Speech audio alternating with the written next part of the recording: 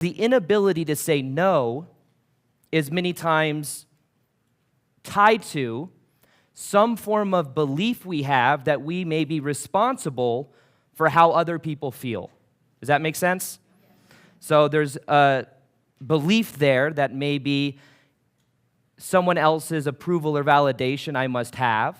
I must ease someone else's tension in order for me to feel safe, in order for me to feel safe in my own body, safe in the moment, to get my needs met, or whatever it is. And that leads me to now what we're going to be talking about in this session today, which is the frame technique. How many of you have heard of the frame technique? Awesome. The frame technique for me was something I kind of stumbled across based on some things I was dealing with, some challenges I was dealing with at the time where I felt so tied to other people's emotions, other people's expectations. And what eventually happened is I became aware that inside of my own body there was like a responsibility I felt for their emotions.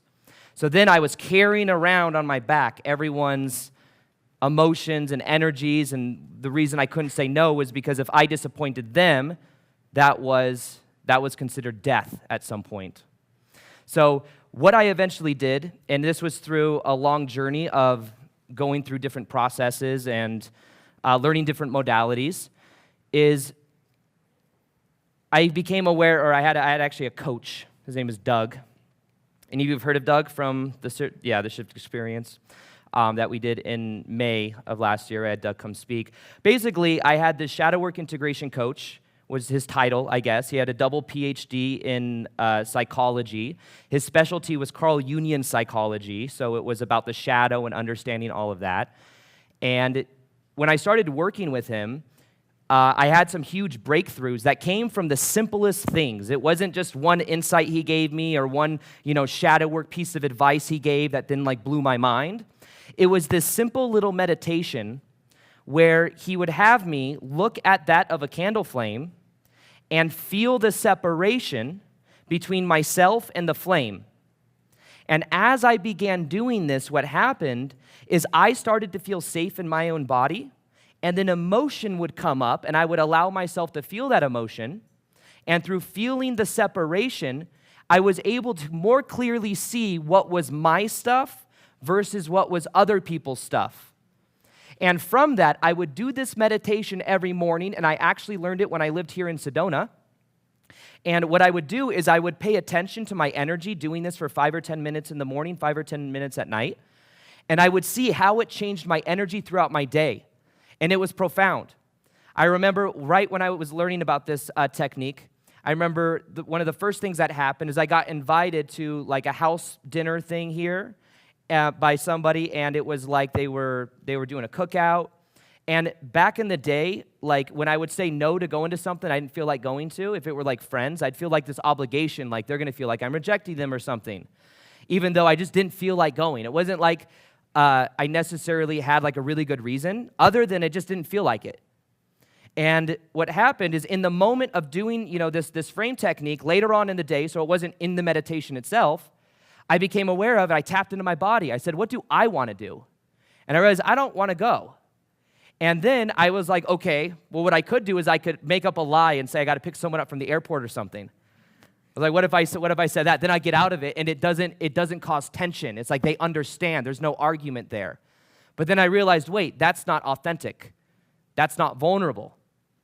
But then I realized I don't even have to give a fucking reason. I don't have to say, I can't come because X, Y, Z. So basically what I said is I said, I appreciate the invite, but no thank you. That's all I said. And then the person was like, come on. And I said, and it wasn't like she was super pressuring or anything like that, but I just said, no, I'm good. And it was an energy for me of wiring in a new way of being, where I'm like, oh, my energy and like what I want, like Kyle said yesterday, I heard someone say their breakthrough was Kyle saying, if it feels somewhat heavy, it'll feel heavier if you keep going with it.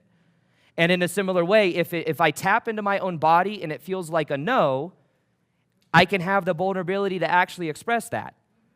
So then what happened is throughout that week, I remember going on hikes, and I started to become aware of old patterns that I had. This was about 2 years ago. I was going through a pattern of really shedding the people pleaser part of myself that I gained from my dad.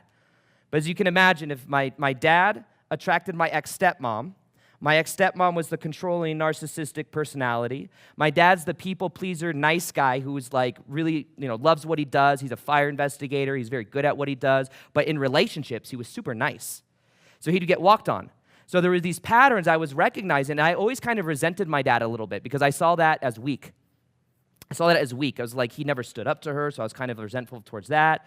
And what ended up happening, though, is I was becoming aware of that energy inside of myself, and I was going through a period where that was at a time when I was vegan, actually, and then I started eating bison.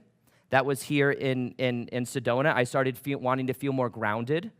I started tapping into different aspects of myself for more like physical activity and things. I was like taking on a new archetype.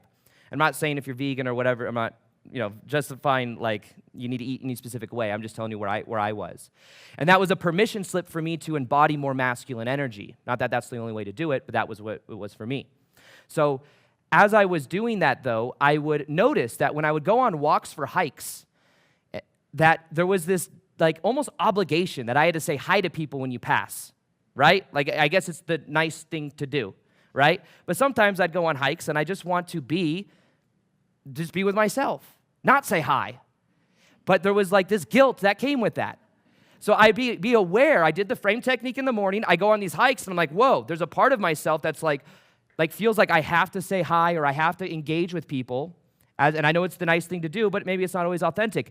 The funny thing is as I learned this technique and I started feeling the separation between me and the flame and the separation between me and other people, what ended up happening is I'd go on that walk, and instead of focusing on what do they think, focusing and projecting energy onto them to get their validation or approval, I would tune and feel the safety in my own body. I'd feel the separation between me and them.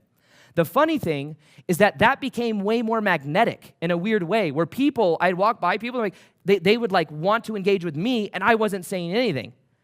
And I would notice that going even out in public or with friends. It was this kind of weird technique that I began to apply, not to get a specific result, but just because it felt really good to be inside my body.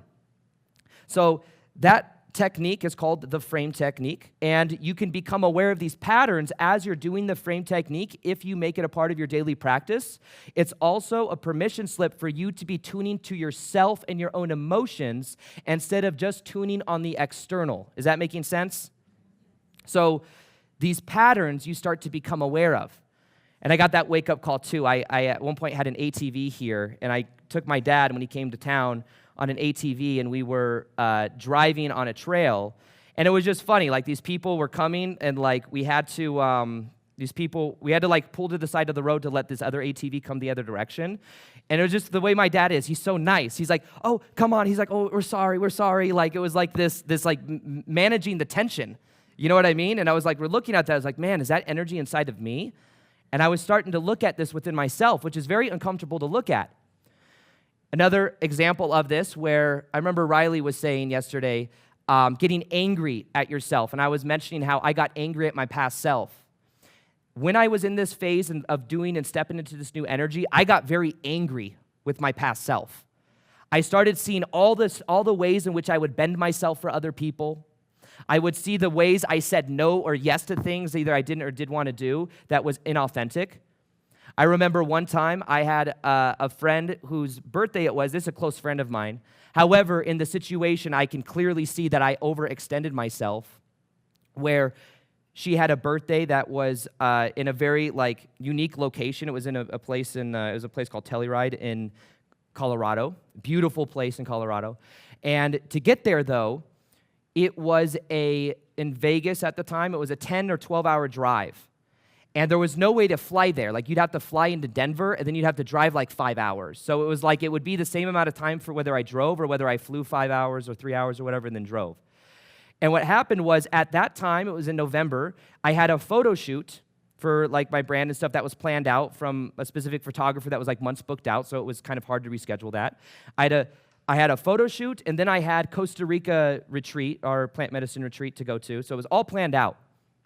And in order for me to go to the birthday, I had to cancel and move around like 3 different things. At the time as well, I had I still have a Tesla like car, and to drive 10 hours in a Tesla would take forever because of the charging.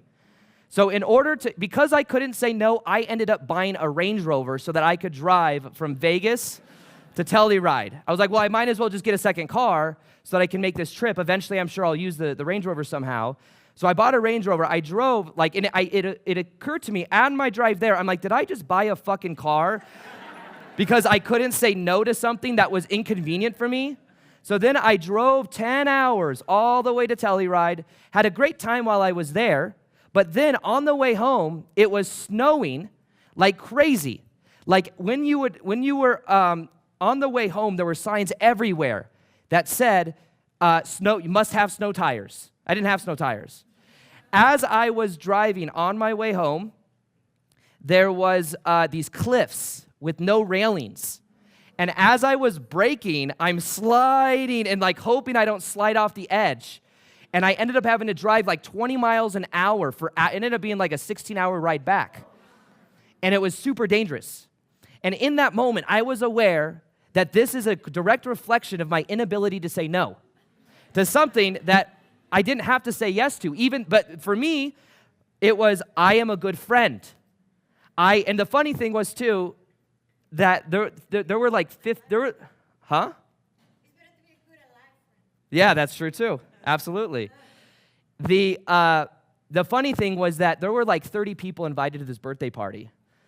Guess how many show up? Like 5. Because and everyone loves this person to death, by the way. But it was just so inconvenient. Like all the other friends were also entrepreneurs, and they're like, "There's no way I can get away for like a 10-hour just drive to get there for like 5 days or whatever it was." So the reason I share that story though is in that moment I was getting angry with myself because I was, what the fuck was I doing? Why was I doing all of that? And it was simply because I didn't know I had another option. Her satisfaction and her like feeling good, feeling like I was a good friend was more important to me than myself.